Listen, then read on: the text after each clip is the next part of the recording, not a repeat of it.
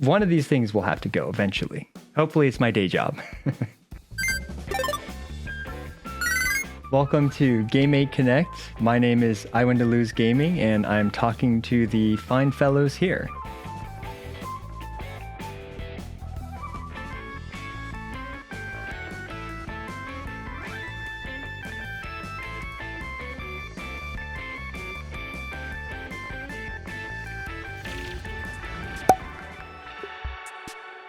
Back when Genshin Impact was released, unfortunately, I was also dealing with my cat who, he was my best friend as well. And he suffered from FATE, which is feline arterial thromboembolism. And, it happened so suddenly, and then he passed away. That was right around when Genshin Impact came out, and I remember I was just trying to take my mind off of losing him. And I got so desperate, I bought a blender. I don't know what got into me, but I bought a blender and started making almond milk for myself and for my wife.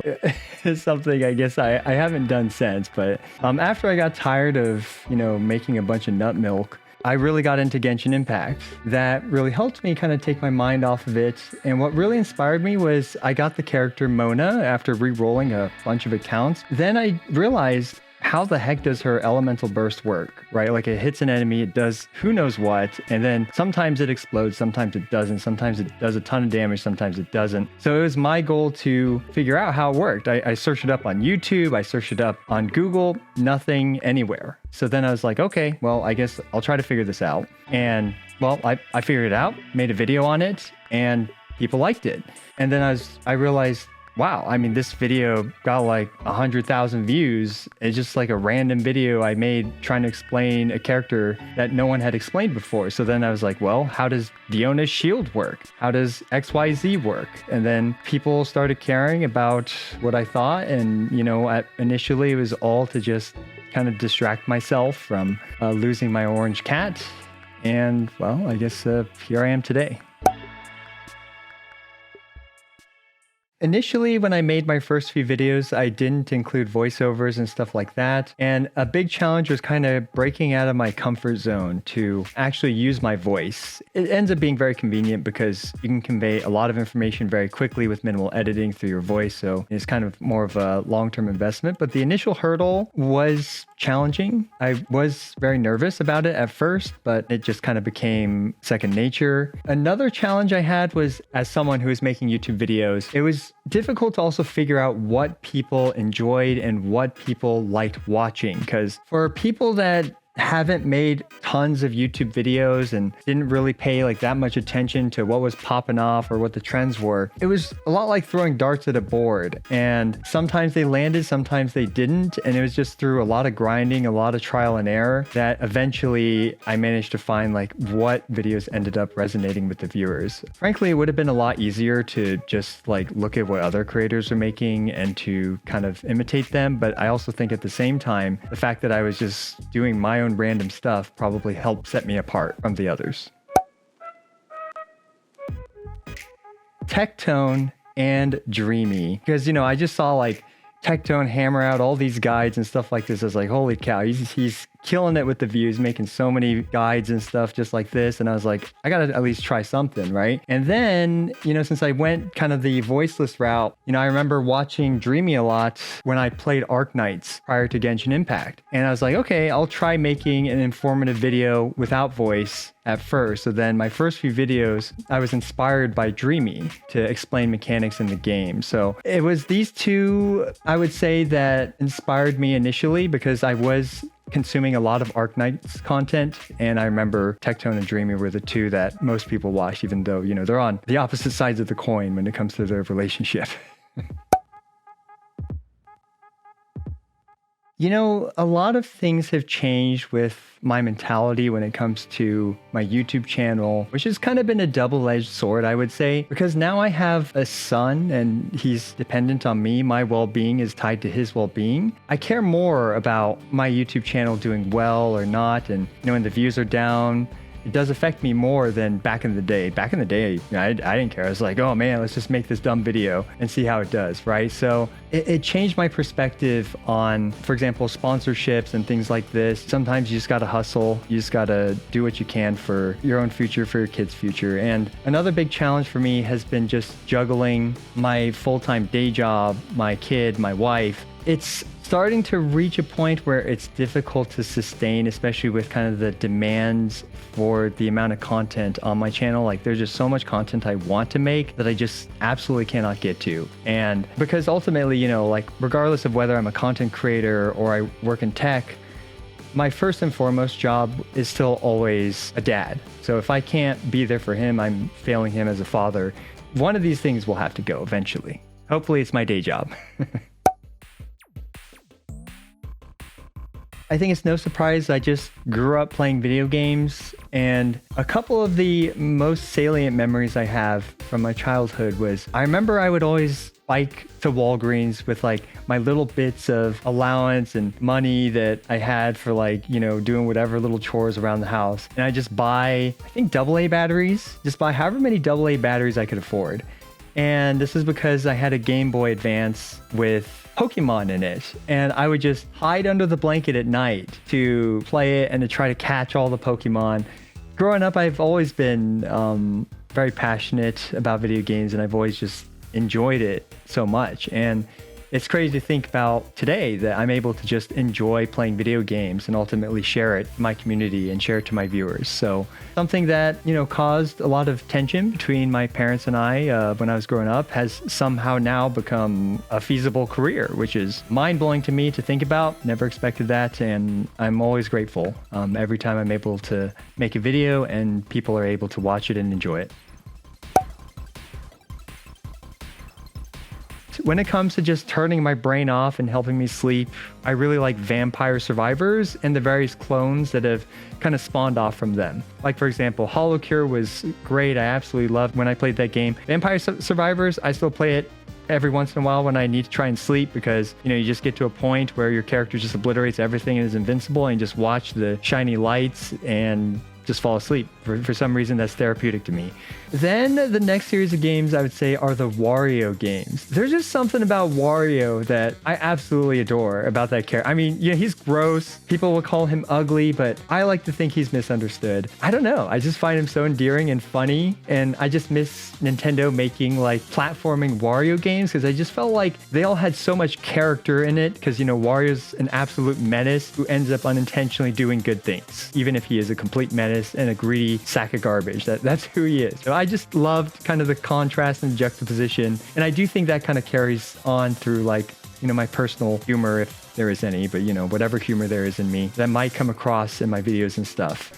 Ooh, that's kind of small. My third favorite games would be the Soul Calibur series, because, you know, I really enjoyed like competitive fighting games at the time. You know, I just had a blast playing fighting games with my friends and beating them up. I was always the best at it between my friend group, but, you know, not to brag, right? But yeah, it was just a blast playing these fighting games with my friends and all this stuff. I absolutely loved it. And Soul Calibur was the one that resonated with me the most, but other fighting games I enjoyed as well.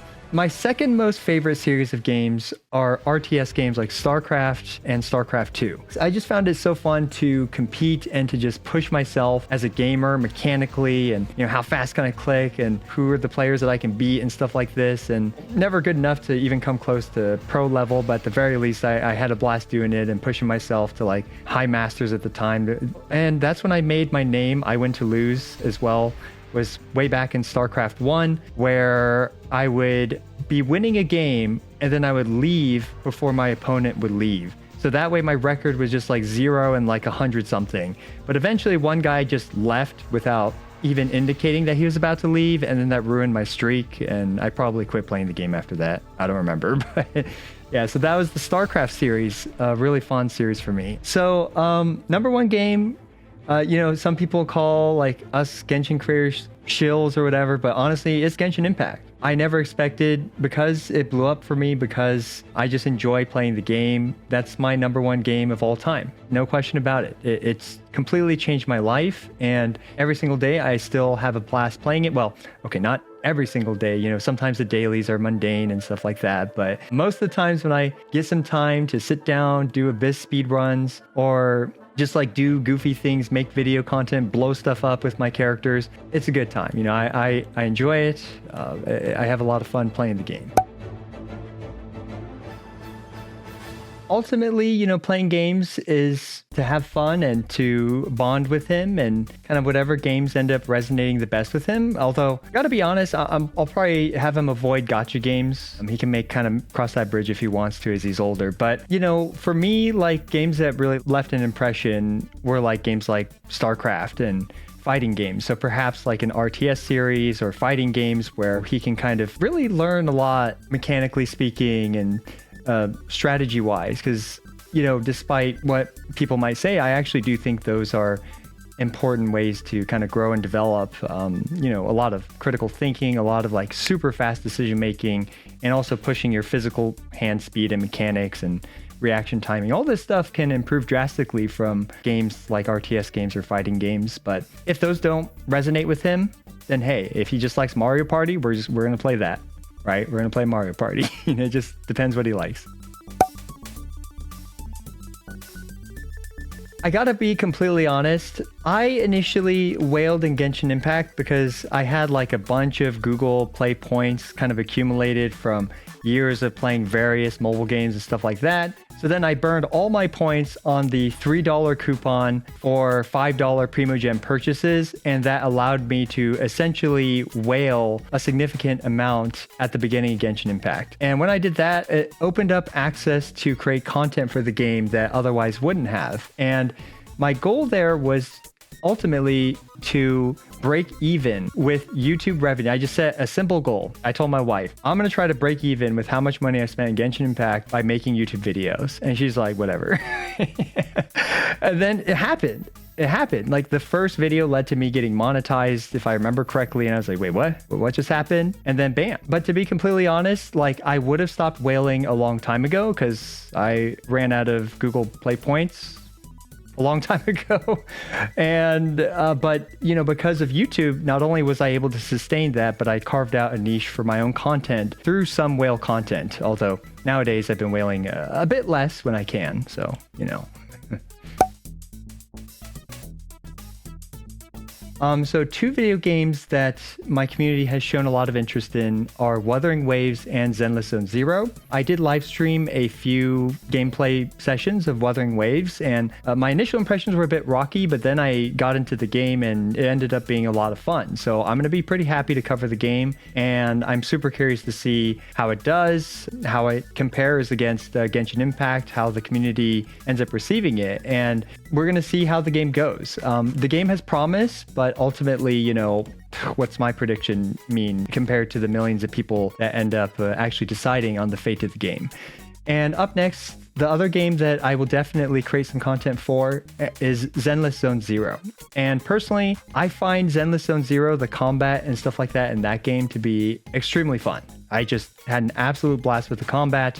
Although I will admit the TV sections are a bit much for me, but we're going to see what my community likes, and we're going to see if they want me to keep making more stuff on those games. And if they do, I'll try my best to make content for those games, make content for Genshin Impact, make content for Honkai Star Rail, and never see my wife in the evenings again. But we'll see. We'll see what happens.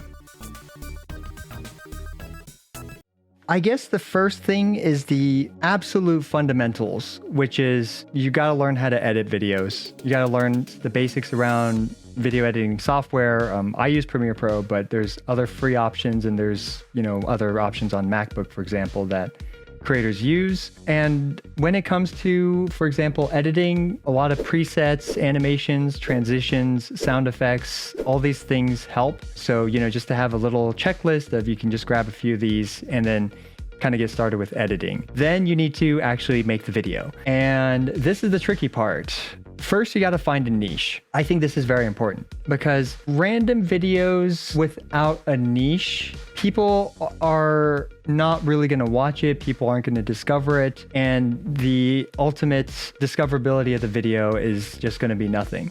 So I gave a few examples of how I ended up finding my niche. Now, the thing is that finding the niche can be very difficult, if not impossible at times. And it can also be just pure luck, right? Like for me, my niche was just purely born out of curiosity and passion, and then I ended up carving it. But other content creators have established their niche as well. And if you kind of identify what those niches are, it can help you draw inspiration to figure out what you could do with your channel. And the thing is like these niches could revolve around different things. That's kind of how I came to prominence, was my analytical prowess. I identified these things that people had questions for and figured out how to answer it. I wrote a Genshin optimizer algorithm that optimized substats and main stats for characters to do the most damage. You know, these things you can apply whatever skill set and whatever thing you excel in.